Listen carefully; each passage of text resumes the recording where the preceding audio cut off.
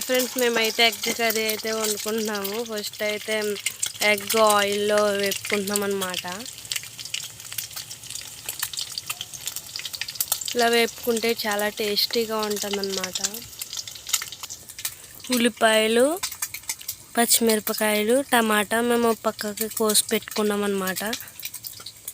వంకాయలు, గుత్తి వంకాయ అన్నమాట. ములంకాయలు మేమైతే కోసేసుకుని నీటిలో పెట్టుకున్నాం అన్నమాట. చూడండి, ఎగ్స్ని బాగా వేగనివ్వాలండి. ఇగోండి వేగించుకున్న ఎగ్స్ అయితే మేము పక్కకు తీసుకుని పెట్టుకుంటున్నాం అన్నమాట. ఇప్పుడైతే మేము ఇందాక అవి వేపుకున్నవి పక్కకు పెట్టేసుకున్నాం. ఆయిల్లోనే మళ్ళీ ఉల్లిపాయలు, పచ్చిమిరపకాయలు, టమాటాలు వేసుకుంటామండి. బాగా వేగనివ్వాలండి వాటిని ఆయిల్లోనే. ఇప్పుడైతే వేసుకున్నాం కదా, ఇప్పుడు మూత పెట్టుకుని కొంచెం మగ్గనిద్దాం. తర్వాత మనం కర్రీ చూద్దాం. ఇంకోండి మగ్గనిచ్చామన్నమాట. మగ్గిన తర్వాత మేమైతే మూత తీసి చూపిస్తున్నాము. ఇందులోకి అయితే మేము ములంకాయలు అయితే వేసేసుకుంటున్నాము. అవి అలా మగ్గిన తర్వాత ములంకాయలు వేసుకోవాలి. ఇంకోండి వంకాయలు అయితే మా అమ్మ వేసిస్తుంది దాంట్లోనే. వంకాయలు వేసుకుంటే చాలా టేస్టీగా ఉంటుంది. అది గుత్తి వంకాయలు. మా మమ్మీ అయితే కలుపుతున్నారు.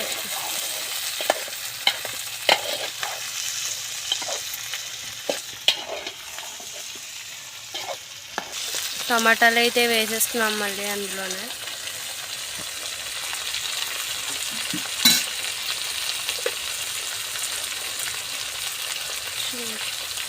సాల్ట్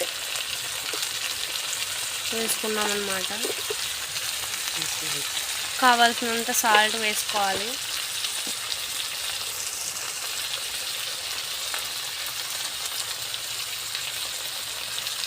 కావాల్సినంత పసుపు,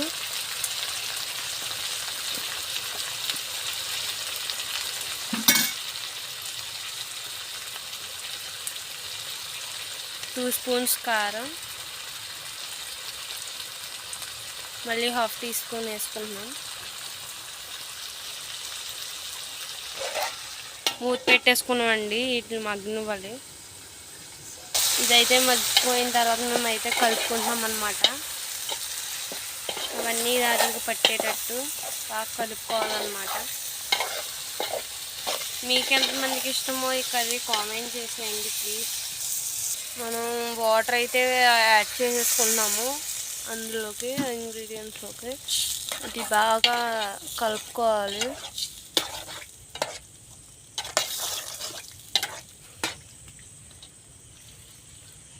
అయితే అది ఉడికి దాంట్లో మనం ఎగ్గితే ఎగ్స్ ఇందాక వేపు పెట్టుకున్న ఎగ్స్ అయితే వేసేసుకుంటున్నాము. మూత పెట్టేసుకున్నామండి. మంట మీద బాగా ఉడకనివ్వాలి దాన్ని. నిమ్మకాయ అంత చింతపండు అయితే తీసుకున్నాం మేము. అదైతే నీటిలో నానబెట్టుకుని బాగా పిసుక్కోవాలి.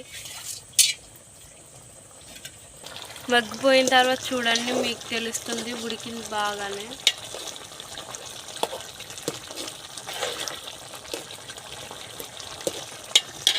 బాగా కలుపుకోవాలండి దాన్ని. మొత్తం కారం అవన్నీ దానికి పట్టాలి బాగా. మంట ఆ టైంలో అలాగా పెట్టుకోవాలి. ఇప్పుడైతే చింతపండు గుజ్జునైతే మేము వేసుకుంటున్నాం ఇందులోకి.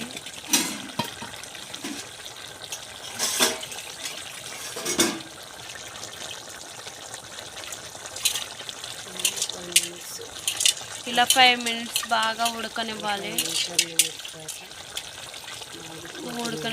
ఇంకోండి మేము అయితే చింతపండు గుజ్జుని అయితే వేసుకుంటాం.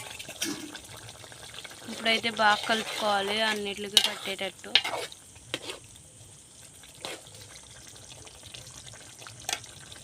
అలా పైన అనుకుంటా మనం మూత అయితే పెట్టేసుకోవాలి.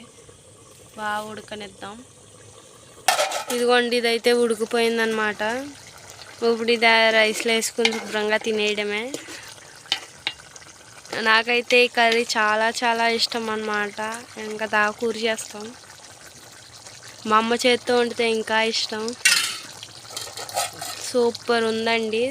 Thank you for watching. Like చేయండి, షేర్ చేయండి, సబ్స్క్రైబ్ చేయటం అస్సలు మర్చిపోకండి. Thank you for watching.